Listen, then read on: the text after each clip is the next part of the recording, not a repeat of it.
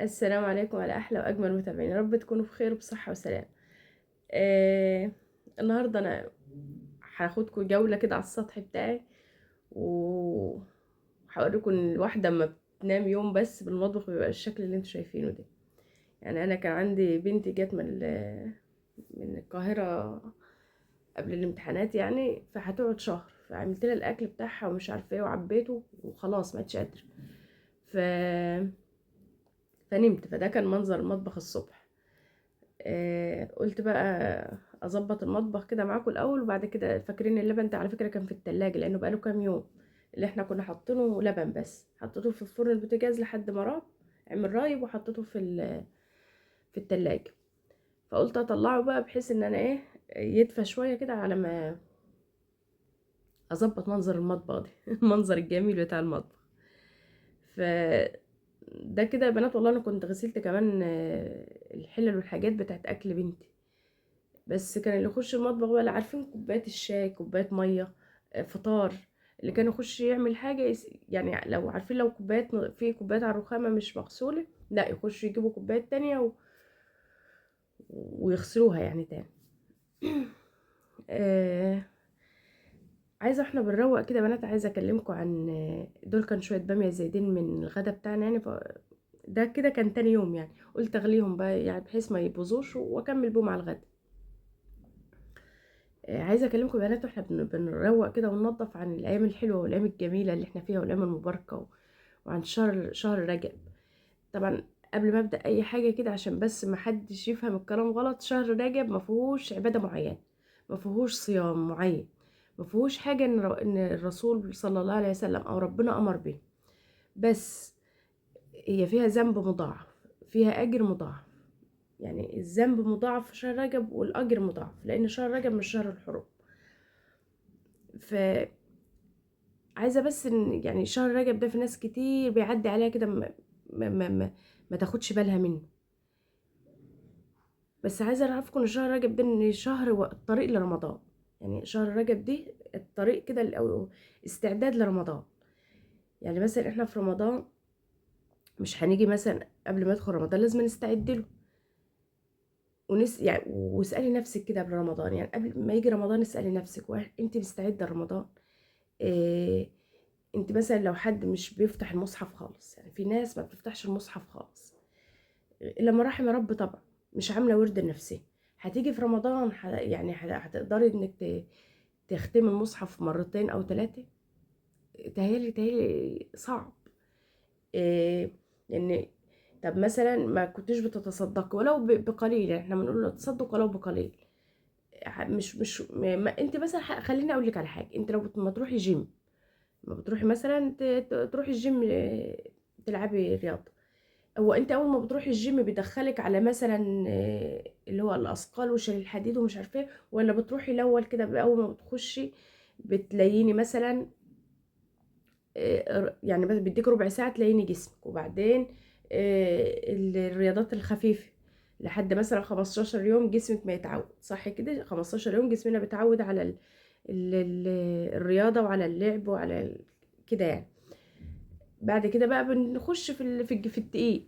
طيب اعطينا شهر رجب كده نلينه بيه. شهر رجب ده خشي ليني بيه.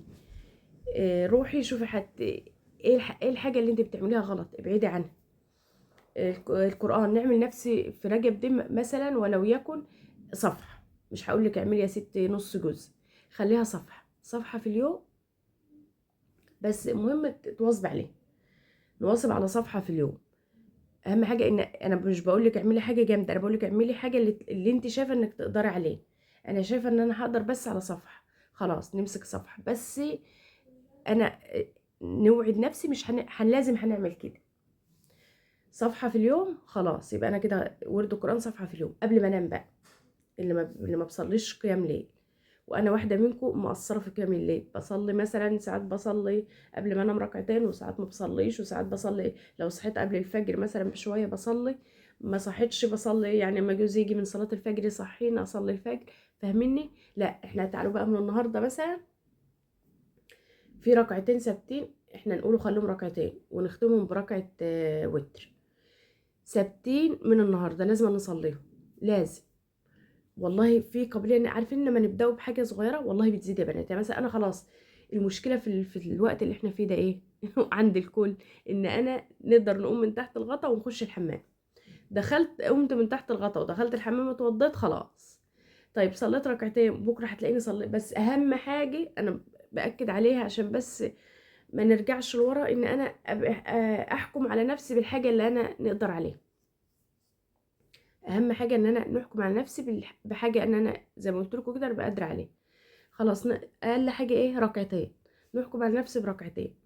خلاص قمت من تحت الغطا وقدرت ان انا مثلا نقوم، لا خلاص يبقى الركعتين دولت بكره هيبقوا 4 ركعات. ممكن ما قدرتش، خلاص خليهم ركعتين. ده ركعتين ده يا سلام عسل حلوين. يبقى انا كده بستعد. بعمل في معاصي ان انا بعملها مش عارفه انا قلتها ولا لا، نبعد عنها. يعني في معصيه مثلا وليكن بنسمع اغاني، بنسمع تلفزيون، المسلسلات والافلام طبعا دي اللي بتضيع اغلبيه الناس في رمضان. ان انا مثلا باجي في رمضان تلاقي بسمع افلام وصايمه طول النهار وتعبانه وبنقرا قران وذكر ونيجي في رمضان التلفزيون، الله المستعان. فانا مثلا بسمع اغاني او بسمع مسلسلات، لا ابعد عنها. احاول بلاش، مش عايزه مثلا ان انا اقول لك على حاجه مره واحده انك تزهقي، لا حاولي تبعدي عنها. طيب بعدت عنها، فاضل ايه تاني؟ الذكر. طبعا احنا حاجه متفقين عليها بنات، ان احنا طول ما احنا بنغسل في المواعين بنذكر ربنا، طول ما احنا بنطبخ بنذكر ربنا، طول ما انا واقفه في المطبخ او بعمل شغل بيتي بذكر ربنا.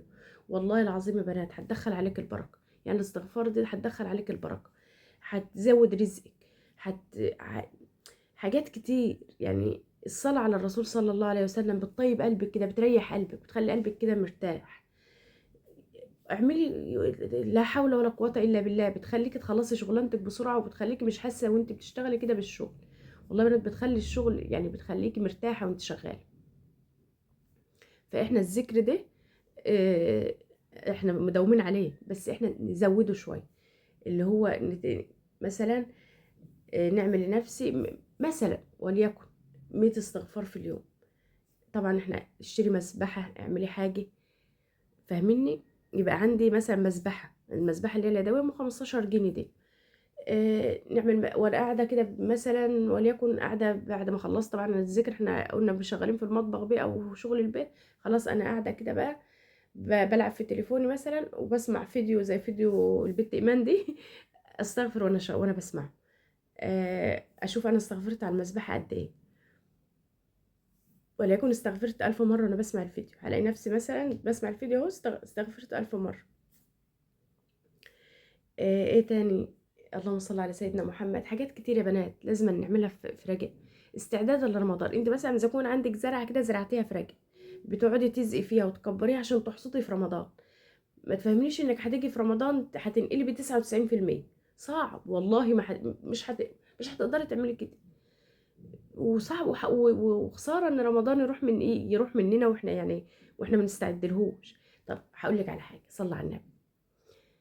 انت اما بيجيلك مثلا، عارفه ان جايلك ضيوف، عامله عزومه وجايلك ضيوف بعد 10 يعني مرات اختي مثلا، او اخت جوزي جايالي بعد، او مرات اخويا او ايا كان، او امي، ضيف عزيز. هاتي ضيف عزيز عليك.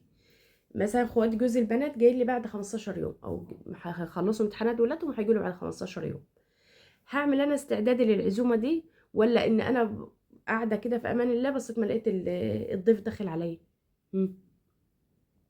طبعا انا لو عامله استعداد ان اخوات جوزي جاي لي مثلا، لا هعمل مش عارفه اعمل محشي واحطه مثلا هلفه واحطه مثلا في الفريزر، او مثلا حابه عامله حساب ان انا هعمل اكل كذا وكذا وكذا، هبقى اكتب في ورقه كده اهو زي كده. انت بتستعدي رمضان، بتظبطي دنيتك لرمضان. وبعدين الشهر ده اصلا يا بنات، يعني انا عشان احنا عارفين برضو ان مفيش حاجه مثبته فيه. بس السلف كانوا بيقولوا عنه يا بنات ان رجب شهر الزرع، وشعبان شهر السقي، ورمضان شهر الحصاد. فانا بنقولك ان انت الشهر ده لا استعدي فيه. انت في فرصه انك تيجي وتغيري من نفسك وتتبدلي. يجي رمضان تبقي عارفه طالعه فايزه، طالعه عامله حاجه حلوه في رمضان.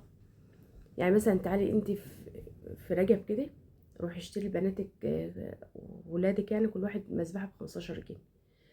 احنا عايزين اولاد نعملوا ذكر. طب انت عايزين نقعدوا كده نعملوا ذكر، نعملوا حلقة اللي مثلا وليكن مثلا بعد العشاء، الوقت اللي يبقى كله موجود فيه بعد العشاء بساعة كده، او نصلي العشاء حبايبي الولاد يعني، وعايزين نقعد كده كلنا على المصحف نقرا كل واحد صفحة. جربوها.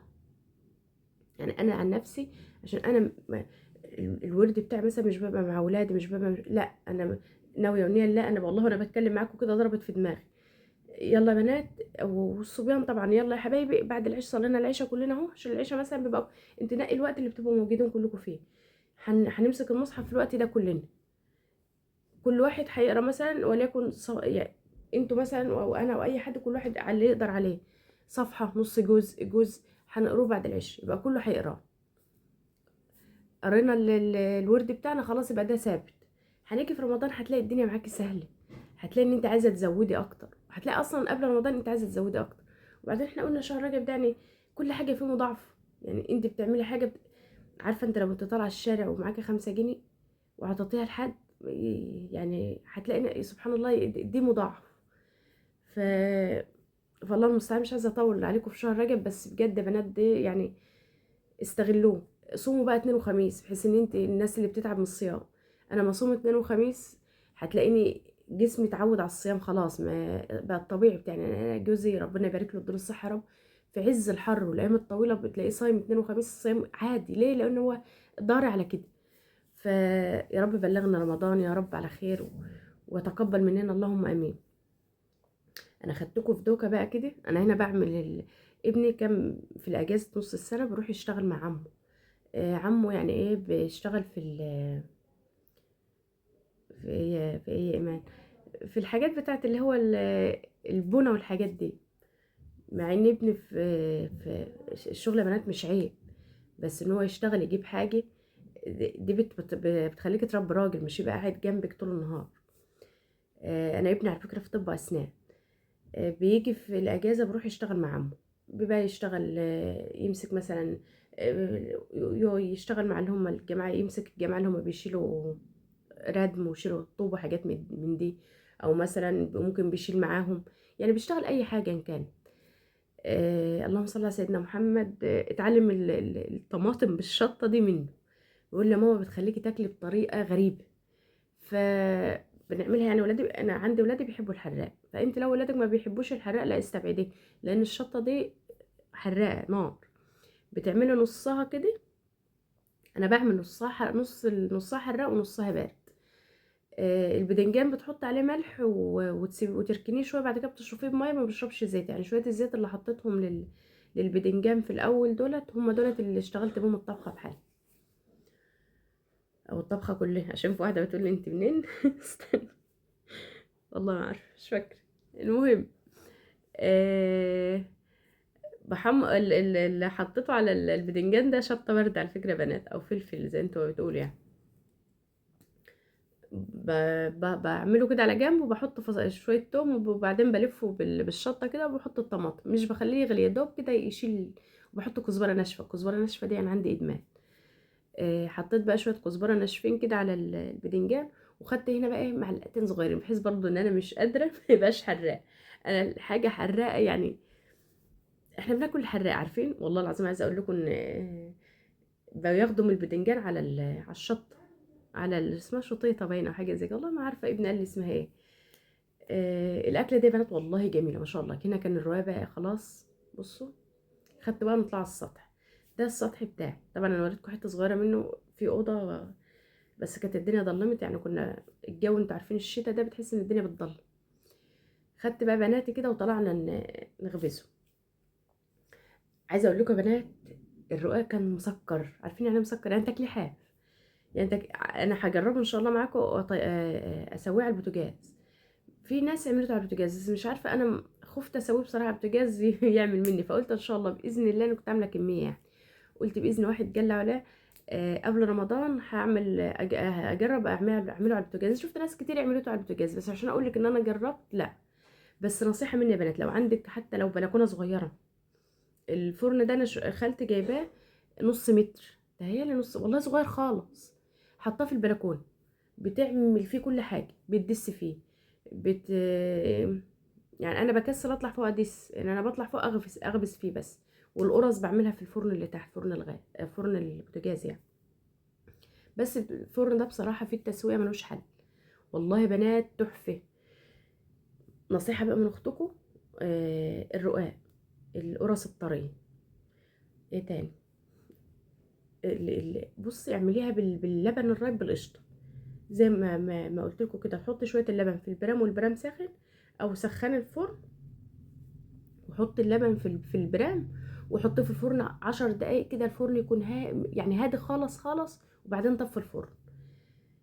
لبن بقشطه، ده في حته تانية. بتحطي بقى لبن وزودي ميه، يعني انت كملي عجين. انا كملت عجين بميه مع ان كان عندي لبن، بس يعني ايه، وفرته لحاجه تانية. حطيت شويه اللبن دولت كده، وحطيت عليهم، عارفين يعني الاكله دي تكلفك كام؟ 15 جنيه تهيالي والله. بس الرقاق وداها في حته تانية خالص. طبعا انت لو عندك مثلا ولاد صغيرين، يعني في بتبقى اطفال صغيره، يعني انا عندي اصغر حاجه 5 ابتدائي. لو عندك اصغر مثلا ما باكلش الحراق او ما باكلش البدنجان، حطي مثلا حمري شويه بيض معاهم. والله العظيم يا بنات كانت اكل احسن من السمك واللحم. وعدت يوم.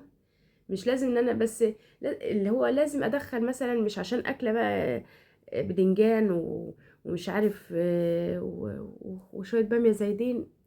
في عايزه حاجه احطها كده في النص تخلي الاكله طعمها حلو، ما تخليهاش مثلا اكله ارداحي زي ما بقول، لا. الرقاق ده خلاها لا في حته تانية. يعني مثلا ابني الصغير ملوش في البدنجان جامد، بياكل حراق، اكل بتاع الشطه بالطماطم دي. باجي عارفين اللي هو بقى يجيب الرقاقية كده حاف وياكلها، من غير غموس ومن غير حاجة خالص، وياكلها. بصراحة طعمه حلو. بعد يعني احنا الفيديو ده كان يوم الاحد، النهارده الاثنين، انا بسجل لكم النهارده. آه، اما جينا مثلا بالليل حد عايز ياكل يعني. بس احنا كنا واكلين امتى؟ المغرب. لا، محدش كل غير الابن الصغير بصراحه.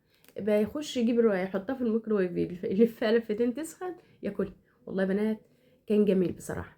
فانت عايزه تعملي رقاق، قرص طريه، يعني معجنات اللي الطريه دي، عيش احمر. عارفين العيش الاحمر ده بتاع رمضان الله على رواح رمضان. آه، اعمليه باللبن الرايب، بالقشطه بتاعته. يعني هاتي شويه لبن، بس اللبن العادي مش لبن اللي هو في العلب ده. وخلي الرقاق طري. وحط سمنه ومعلقتين 2 زيت. يعني لو ما كانش جه في التصوير بحطيت معلقتين زيت بس يلمعوا السلطه دي بقى. السلطه دي اعمليها مع السمك المشوي، اعمليها مع الاكله النواشف دي. بتحط الطماطم وتحط عليها نص بدنجانيه خضراء، تحط عليها كزبره، بتحط عليها شويه شطه مهروسه حمراء، بتحط عليها شويه زيت، تحط عليها شويه ملح صغيرين. يا سلام يا سلام يا سلام يا سلام. وبتعال بقى البدنجان اللي اسمه مش بدنجان ده، خيار في مش، وشويه الباميه اللي كانوا زي دي، وحته جبنه حادقه. الف هنا الف هنا يا رب على قلبك، كانت غدوه زي العسل. جه جوزي بقى بالليل جاب لنا فاكهه. الكلام ده كان حوالي الساعه 11 بالليل. فقلت بقى نعمل نحط فاكهه وعملنا ايه، وكان جبنا لبن معاه، عملنا سحلب. وده كان يعني ايه، عارفين السحور بتاعك يعني. سحرنا والنهارده الاثنين، يعني انا البيت كله عندي صايم، ما عدا ابني اللي هو 5 ابتدائي. طبعا مش بغصب عليه انه يصوم، وبصوم رمضان الحمد لله يعني. فمش بغصب عليه انه يصوم، عشان برضه عارفين انه ما تقلش عليه. بس احنا لما ناخدوها من رجب، صيام اثنين وخميس، هتاخديها من رجب لحد مثلا رجب وشعبان، تيجي في رمضان هتلاقي الصيام سهل، اتعودت على الصيام. اه، تبقى فيه عارفين روحانيات في البيت كده، وحاجات حلوة في البيت. المهم انا بحط السحلب، بحط نص الكميه. انا هعمل 5 كوبايات سحلب، لان في ابني الكبير ما بيشربوش. وطبعا بنتي مسافره، ربنا يصلح حالها يا رب. بعمل 2.5 كوبايات ميه، و2.5 كوبايات لبن، عشان ما بيبقى طعم اللبن فيه جامد، مش يعني ولادي مش بيستلطفوه. بحط بقى السحلب بقى كده، حطيته على النار جنبي، وقلت اعمل كل واحد طبق فاكهه كده، بحيث يعني ايه، يعني حاجة تسند قلبهم بكرة. يعني هو اليوم أصلا الصيام، اليوم بيعدي في مفيش يعني. اليوم بيعدي تتضيري كده بتلاقي اليوم عدى. والله يا بنات رمضان هيبقى السنة يعني الليل طويل، بصوا انا بتاع الفاكهه بقول لكم ضحك على جوزي. حط له التفاح مش احسن حاجه، حتى اللي كان امبارح ما اكلش تفاح كتير، بس قلت ان شاء الله اعمله النهارده سلطه فاكهه يعني ياكلوا بعد سهره كده يعني، تبقى بقى العيله النهار صايمه عايزين بعد الفطار اي حاجه حلوه ياكلوها. المهم الله المستعان. كنت هقول لكم على الرقاق. انت بقى عارفه يعني انا حطيت حوالي 4 معالق سمنه للرقاق، لان فيه قشطه، وحطيت حوالي معلقتين زيت. ما تكتريش الإدام يامي او احنا عندنا بنسموه إدام، عارفين الطبق ده بنات طبق امي، ربنا يبارك لي فيها يا رب. امي كانت داخله بعزها يا بنات ما شاء الله، ما علينا.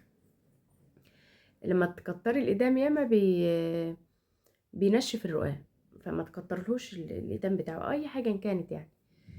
ما تنسوش يا بنات، كنت وصلت هنا ده انا نسيت اقول لكم، يعني في حد قال لي قولوا لهم في اول الفيديو ما تنسوش الاشتراك. الاشتراك واللايك، لان بصراحه القناه واقفه، مش عارفه واقفه ليه، يعني في حاجه غلط بس مش عارفه ايه هو، الله المستعان يعني. آه وما تنسوش بقى الاشتراك وتفعيل الجرس عشان يوصلكم كل جديد. وان شاء الله الفيديو الجاي هحاول انزل لكم يعني فيديو النهارده، لان انا مقصره في القناه بصراحه، وحاسه ان هي بترجع لورا مش بتطلع لقدام. حطيت هنا سمسم عشان ايمان قالت السمسم مفيد، فحبيت ازود سمسم يعني اي حاجه. والله العظيم البطاطس المهروسه بتاعت الفيديو اللي فات كنت حاطه عليها سمسم وكان جميل، حاطه كميه يعني، حطيت معلقتين كبار سمسم. فحطوا سمسم يا بنات، السمسم حلو والله، وبخلي الحاجه طعمها حلو. وبألف هنا ومع السلامه.